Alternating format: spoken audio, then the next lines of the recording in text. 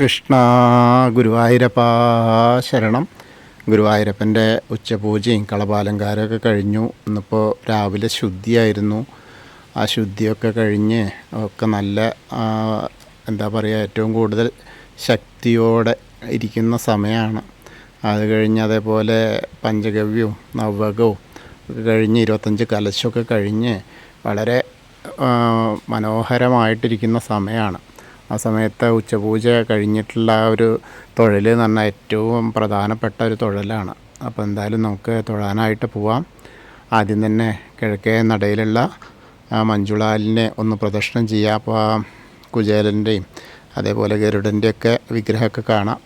അങ്ങനെ അതൊക്കെ കണ്ട് നമ്മൾ അവിടുന്ന് ഇങ്ങനെ വന്ന് അത്തിമര ഗണപതി ക്ഷേത്രത്തിൽ വന്ന് ഗണേശനെ കണ്ട് സർവ്വവിഘ്നങ്ങളും മാറ്റിത്തരാൻ വേണ്ടി പ്രാർത്ഥിക്കാം. അത് കഴിഞ്ഞ് നമ്മൾ നേരെ ഗോപുരവാതിൽ കടന്ന് അകത്തേക്ക് ഇങ്ങനെ വരാം. അങ്ങനെ അകത്തേക്ക് വരുമ്പോൾ കൊടിമരത്തിൻ്റെ മുന്നിലുള്ള വലിയ ബലിക്കല്ലും അതിൻ്റെ മുന്നിലുള്ള ഗജരാജൻ കേശവൻ്റെ 2 കൊമ്പുകളൊക്കെ കാണാം.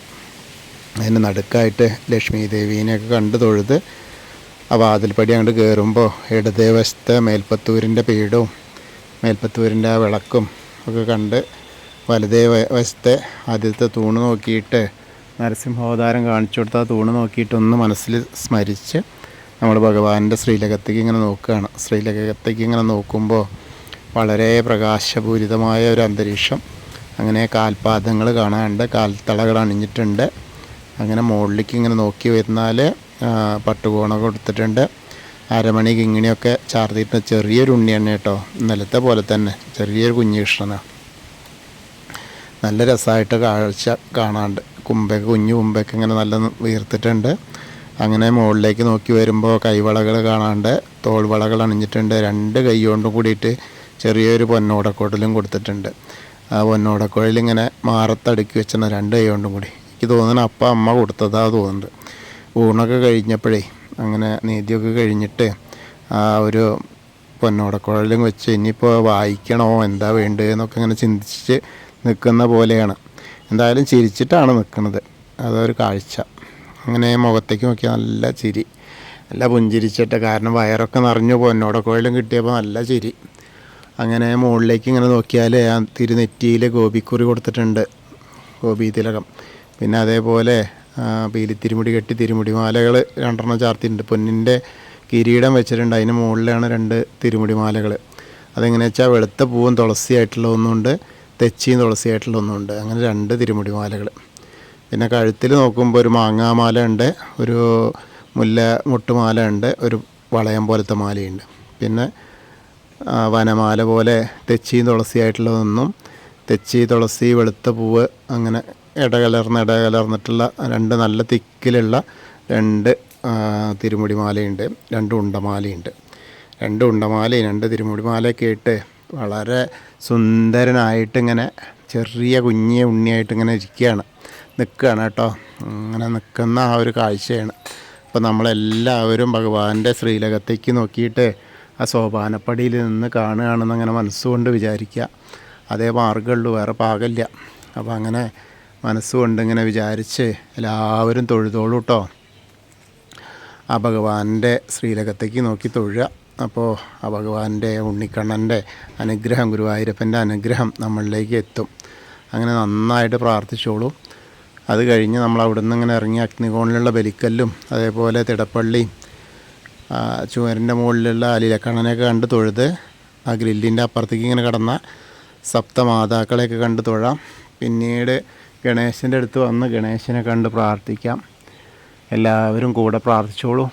ഏകദന്തം മഹാകായം തപ്തകാഞ്ചന സന്നിഭം ലംബോദരം വിശാലാക്ഷം വന്ദേഹം ഗണനായകം. അത് കഴിഞ്ഞ് സരസ്വതി അറയിലേക്ക് നോക്കുക, സരസ്വതി ദേവീനെ പ്രാർത്ഥിക്കുക.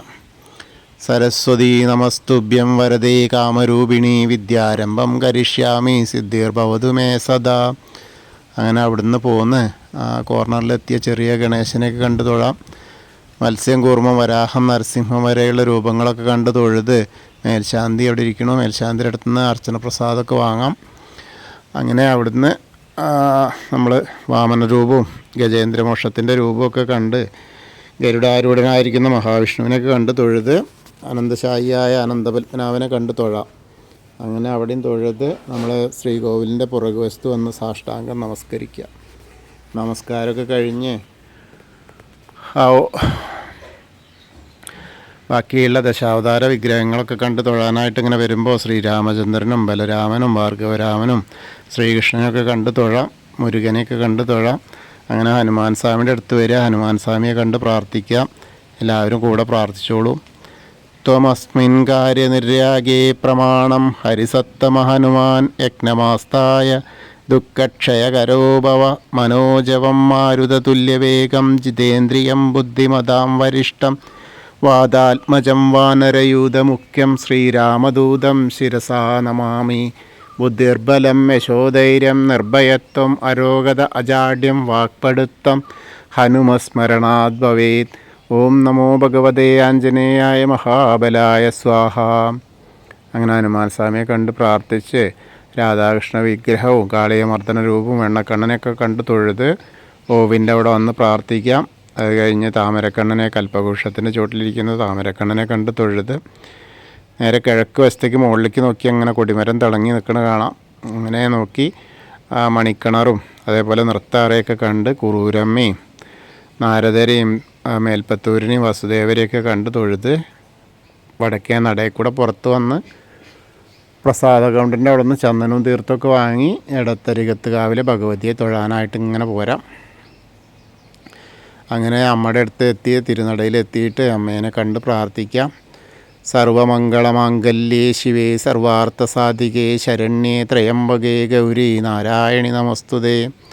അങ്ങനെ അവിടുന്ന് തൊഴുത് വരുമ്പോൾ ആ കോർണറിലെത്തിയാൽ തിരിഞ്ഞ് നിന്ന് വടക്ക് പടിഞ്ഞാറ് ഭാഗത്തേക്ക് നോക്കിയിട്ട് മമ്മിയൂർ പോകുന്ന പോലെ മനസ്സിൽ സങ്കല്പിച്ച് നമശിവായ നമശിവായ നമശിവായ എന്നുള്ള പഞ്ചാക്ഷരി മന്ത്രം ജപിക്കുക. അപ്പോൾ മമ്മിയൂരപ്പൻ്റെ ആ ഒരു അനുഗ്രഹം നമ്മളിലേക്ക് എത്തും. പിന്നീട് നമ്മൾ നേരെ വന്ന് ആ കൊടിമരത്തിൻ്റെ അവിടെ വന്നിട്ട് ഭഗവാന്റെ ശ്രീലകത്തേക്ക് ഒന്നുകൂടി നോക്കി തൊഴാം. ആ ചെറിയ കുഞ്ഞു കൃഷ്ണനെ കണ്ട് തൊഴുത് നമസ്കരിക്കാം. പിന്നെ കൂത്തമ്പലത്തിൽ വന്നിട്ട് ആ കൂത്തൊക്കെ കാണാം. ആ കൂത്തൊക്കെ കണ്ട് അവിടുന്ന് നമസ്കരിച്ച് നേരെ വന്ന് അയ്യപ്പൻ്റെ അവിടെ വന്ന് അയ്യപ്പസ്വാമിയെ കണ്ട് പ്രാർത്ഥിക്കാം. ഭൂതനാഥ സദാനന്ദ സർവഭൂതദയാപര രക്ഷ രക്ഷ മഹാബാഹു ശാസ്തേ സ്തുഭ്യം നമോ നമഃ. അങ്ങനെ കണ്ട് തൊഴുത് അവിടുന്ന് പ്രദക്ഷിണമായിട്ട് വന്ന് പടിഞ്ഞാറ് നടയിൽ വന്ന് ആ ദീപസ്തംഭത്തിൻ്റെ മുകളിലുള്ള വേണുഗോപാലിനെയും കൊടിമരത്തിൻ്റെ മുകളിലുള്ള ഗരുഡധ്വജനെയും കണ്ട് തൊഴുത് പടിഞ്ഞാറ് നടയിൽ കൂടെ പുറത്തേക്ക് വരിക. എന്നിട്ട് രുദ്രതീർത്ഥക്കുളത്തെ ഒന്ന് പ്രദക്ഷിണം ചെയ്യുക. പ്രദക്ഷിണം ചെയ്യുമ്പോൾ ആ കാളിയമർദ്ദന രൂപേ കാണാം. അതിന് ശേഷം നമ്മൾ വീണ്ടും നാരായണാലയത്തിൽ വന്നിട്ട് പൂന്താനം തിരുമേനി പൂജിച്ചിരുന്ന കണ്ണൻ്റെ വിഗ്രഹം കണ്ട് തൊഴുത് ഭഗവതി നടയിലും വലിയ ദീപസ്തംഭത്തിൻ്റെ അവിടെ വന്നിട്ട് ഭഗവാന്റെ ശ്രീലകത്തേക്ക് നോക്കിയിട്ടും തൊഴുത് തെക്കേ നടയിലെത്തിയിട്ട് കൂവളത്തെ ഒന്ന് പ്രദക്ഷിണം ചെയ്യാം. പ്രദക്ഷിണം ചെയ്യുമ്പോൾ മഹാദേവനും പാർവതീദേവിനെയും ഒപ്പം ഇങ്ങനെ മനസ്സിൽ വിചാരിക്കുക. അപ്പോൾ അവരുടെ അനുഗ്രഹം നമുക്ക് കിട്ടും. അപ്പോൾ നമ്മൾ ഇന്നത്തെയും ഗുരുവായൂരപ്പൻ്റെ ഉച്ചപൂജയും കളഭാലങ്കാരമൊക്കെ കണ്ടു തൊഴുതു. എല്ലാവർക്കും ഗുരുവായൂരപ്പൻ്റെ അനുഗ്രഹം കിട്ടും. കൃഷ്ണായ വാസുദേവായ ഹരയേ പരമാത്മനെ പ്രണതക്ലേശനാശായ ഗോവിന്ദായ നമോ നമഃ. ഹരേ കൃഷ്ണ. ഗുരുവായൂരപ്പാ ശരണം.